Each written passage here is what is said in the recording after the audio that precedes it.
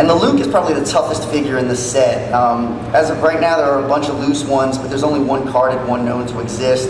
You can see the Play Kid line on the other side of it. That's the line that they normally put out. This was one of their Moonwalker figures, and you can see that it's the exact same Luke. And see, some of the accessories even match. They just molded the gun in a different color, gave him a backpack and a lightsaber, and you know, there you go. There's your Star Wars knockoff. Space Fighter line. This is a pretty early one put out by the Imperial Toy Company. There's 3 figures in the line. The other 2 are based on the Zeroids, but this one, it's tough to tell from the picture, but the head definitely has Stormtrooper influence in it. You can see the other figures there up close, and if you look at the middle piece, you can see kind of how it looks like a Stormtrooper. And the Space Fighters logo is definitely Star Wars reminiscent. The funny thing is that Imperial may still be around now. They were definitely around in the late 90s. This set of knockoffs was put out by the same company, you know, 20 some odd years later. These came out at the time of the special editions. There's several figures in this set. That's a Slave 1 and a Snowspeeder there. And the Star Force AM radio. This is sort of R2. It's definitely based on the AM radio though. It's probably one of the only knockoffs I've seen of that line. And right now I'm going to turn this over to Joe to finish up.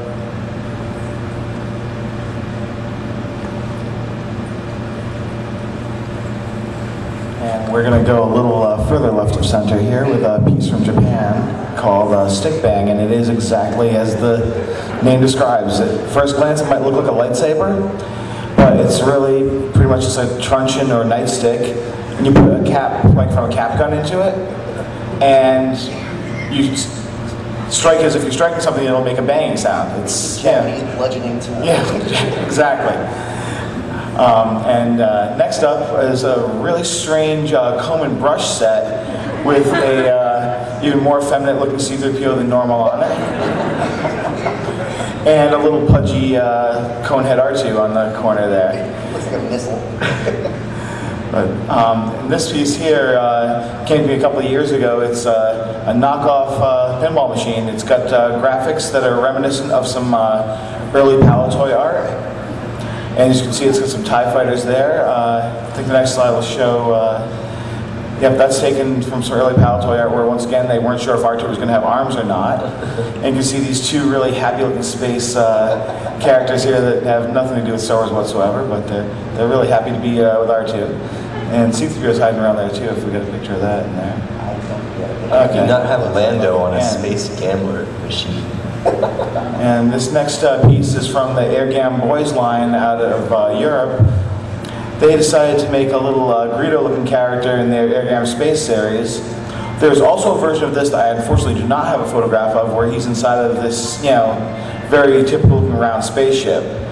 The Airgam line, they made tons of different things. They made soccer players. They're all over, Europe, especially Spain and Greece.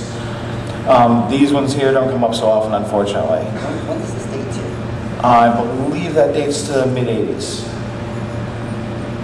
And, well, the only benefit of these is the comedy value. As you can see by Darth Vader's lovely horned head and the Disco R2-D2 with his antenna. And a little long-haired Leia. Yeah. But another piece, this is a dollar store item. It's a Darth Vader glider. I don't know too much about it. It's another piece that I found via eBay, and it just, the cheesy Darth Vader in the corner is pretty good. It looks like a cross between, Vader and like the Spectre or something. He's getting ready to come down at you. And for people who like more than one sci-fi thing at a time, we have this lovely hybrid X-Wing and Eagle One. It's, I believe, a made in China piece. The only couple of them I've seen come up have come out of collectors from England. And I've yet to see a complete one. They're always missing the bottom battery piece and some of the side bits, but it's a... Have you tried it? Does it actually do anything? I put batteries in it. Mine doesn't do anything. But, here's another fun thing. R2 decided to stop just making beeping noises and get ready to kill these. This one has some guns attached to him. And this is another piece that we believe is based on the McQuarrie design, as you can tell by the similarities in the detailing on R2's body. That's a Japanese piece. The There's actually one, I believe a collector here has one for sale. It's a fairly rare piece. Yeah, it's a fairly rare piece, especially in nice condition. Usually the cards are pretty banged up. And this is another great line out of Japan. Now, it's a line of model robots of R2. As you can see, the floating Darth Vader head in the background gives a little ominous presence there. We have one with what appears to be a turban on his head. John jumped ahead a little here. One has a little turban on his head, the other one seems to have a pilot helmet. And the third one in the line, they took him a little too far over the edge. He has a stormtrooper helmet, and yes, he even came with swastikas. I guess in Japan it's not quite as taboo as it is here to skirt that line. But the instruction piece inside. I like the angry skull thing. The instruction piece inside even had little diagrams showing you where to put the swastikas on his arms. Then we have some more fun Japanese things. We have some claw-handed model kits, and these are incredibly rare. Are these the only 6 in the set? There are actually 2 more that we don't have pictures of. Okay. There are 8 in the set, and probably the hardest one to get is the R2. What are the other 2 that are missing? Don't off the top of my head, John Hallam Okay. just said he knows there's 2 more, and he didn't tell me which ones they were. But bootleg collectors can be very secretive. Yeah, All your secrets out, people will buy it before you. yeah, so this is a piece, once again, it's something that I don't know much about. It came to me from a Canadian collector that I'm friends with. It's a R2-D2 battery charger. I'm sure this is available at stores similar to Radio Shack. And he's just got a complete silver head, so there's a little bit of glare in the picture, but it's a fun little piece, stands about this tall.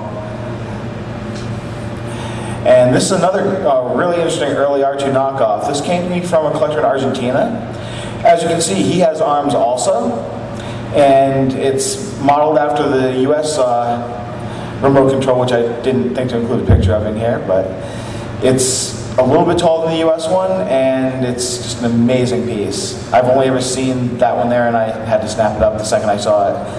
Does it do anything? Oh yeah, it just have arms. It has arms, it just rolls and the head turns, similar to the US, the licensed product. The arms don't move. All right, this is from a company called Educational Insights. It's called Charlie the Learning Robot. What he did is he came with these little flashcards, and you had to use the little poker on there to point out the right answers on the cards. It was an educational tool. This version was sold strictly to teachers and educators. There are other versions of it.